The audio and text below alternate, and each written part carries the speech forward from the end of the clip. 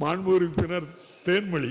மாண்புமிகு பேரவைத் தலைவர் அவர்களே, மஞ்சளாறு அணையிலிருந்து வரும் நீர்வரத்து தேவதானப்பட்டி பெரியகுளம் வழியாக வேட்டுவளம் கண்மாய் வந்து அதற்கு பிறகு எங்கள் தொகுதியில் உள்ள எலுவனம்பட்டி கண்மாய்க்கு சுமார் 500 மீட்டர் அருகில் உள்ள குள்ளபுரம் கண்மாய் உபரி நீராக வீணாக வைகை ஆற்றில் கலக்கிறது.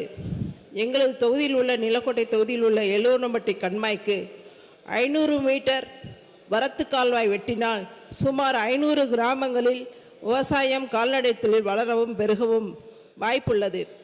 எனவே மக்கள் பேரவையின் அனுமதியுடன் வினாக்கள் விடைகள் நேரம் நீட்டிக்கப்படுகிறது.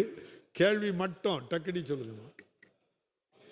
எனவே மக்கள் நலன் கருதி 500 மீட்டர் நீளத்திற்கு வரத்து கால்வாய் வெட்டினால் மக்கள் பயன்பெற அமைத்து தருமாறு மாண்புமிகு பேரவைத் தலைவர் வாயிலாக கேட்டுக்கொள்கிறேன். மாண்புமிகு அமைச்சர் அவர்கள்.